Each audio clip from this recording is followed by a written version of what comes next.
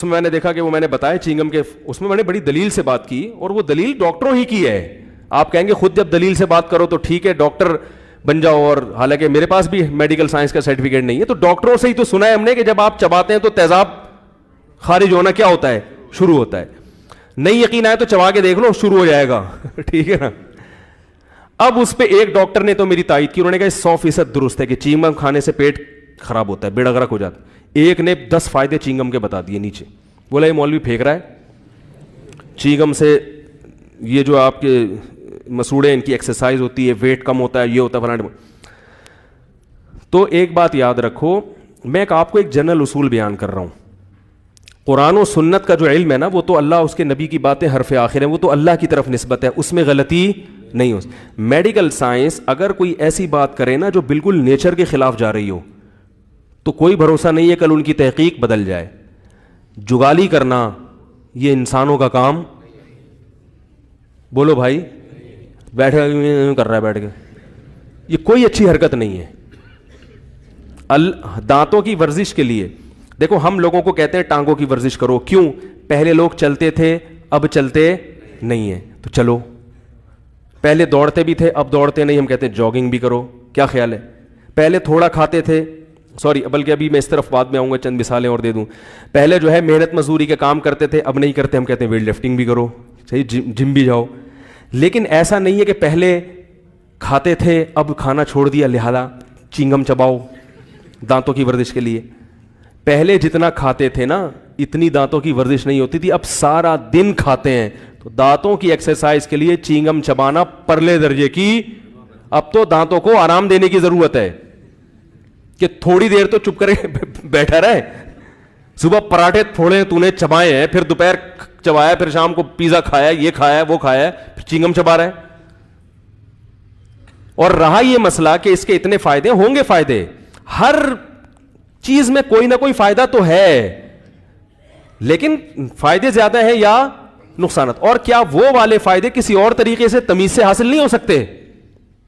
Wait اگر چینگم کھانے سے کم ہو رہا ہے تو ویٹ کم کرنے کے اور تمیز والے طریقے بھی تو موجود ہیں. کیا خیال ہے بھائی؟ ان کو اختیار کرو, کیونکہ یہ ایک پروسیس ہے. جب آپ چباتے ہیں نا تو قدرت نے چونکہ چینگم انسان کے لیے پیدا کی نہیں ہے, انسان جب سے دنیا میں آیا تو قدرت نے جو اس کے اندر سسٹم لگایا ہے وہ سسٹم یہ ہے کہ اس کو پہلے خوشبو سے بھوک لگے گی, اس سے ایک ایسڈ خارج ہونا شروع ہوگا, وہ تیار ہو جائے گا ہضم کرنے کے لیے, پھر یہ نوالے کو منہ میں لے کے جائے گا. آدم علیہ السلام کے زمانے سے یہی سسٹم چل رہا ہے اب تک. پھر یہ گھمائے گا تو اب میدا تیار ہوگا, اب یہ چیز کیا کرے گا, نگلے گا. تو پھر وہ اسی حساب سے, اب آپ نے نگلی نہیں نکال دی, پھینک دی, تو میدا یہ چیزیں نہیں مانے گا. وہ پتہ نہیں کیا ہو رہا ہے میرے ساتھ, سمجھ میں آ رہی ہے بات؟ آپ کا میدا اس چیز کو ایکسپٹ نہیں کرے گا.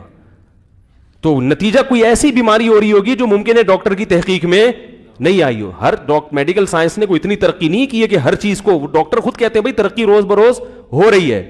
تو اس لیے کوئی بھی ایسا ایب نارملٹی والا کام مت کرو ڈاکٹروں کے کہنے پر. جو آپ کی لوگ صبح صبح اٹھ کے 4 گلاس پانی پی رہے ہیں,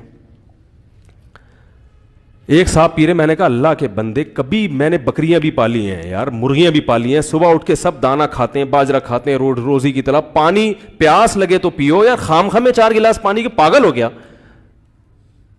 کہہ رہے ڈاکٹر صاحب نے کہا ہے بلا وجہ پانی پی رہا ہے. بھائی ہر چیز دیکھو, جب پیاس, پانی کی ہمیں کتنی ضرورت ہے یہ ہماری باڈی خود بتا دیتی ہے. پانی کی ہمیں کتنی ضرورت ہے یہ ہماری باڈی, بولو نا بھائی, بتاتی ہے. تو جتنا باڈی کہہ رہی ہے اتنا پانی پی لو, اس کے بعد جب پیاس نہیں لگے گی اس کا مطلب ضرورت پوری ہو گئی.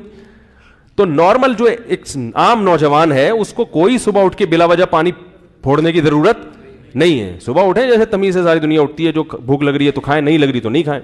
ہاں کوئی بیماری ہو, بیماری میں تو پھر آپ کو روٹین سے ہٹ کے چلنا پڑتا ہے نا. جیسے شوگر ہے کسی کو, کولیسٹرول لیول بہت زیادہ بڑھ گیا ہے, اس کو ڈاکٹر یا کوئی حکیم کہہ دے بھائی پانی بڑھاؤ, یا گردے آپ کے خراب ہو رہے ہیں تو فلٹر کے لیے اس کی ضرورت ہے, تو ایک بیماری کے طور پر ٹھیک ہے.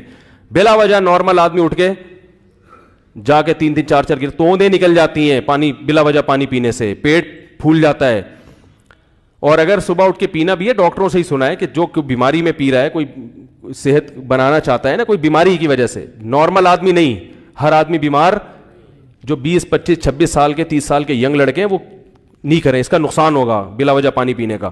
ایک فائدہ تو ہو جائے گا اور کچھ نقصانات بھی ہوں گے. کہتے ہیں قبض ختم ہو جاتا ہے, قبض تو ختم ہوگا اور بھی کچھ چیزیں ختم ہو سکتی ہیں. تو قبض ختم کرنے کا کچھ اور طریقہ اختیار کر لو.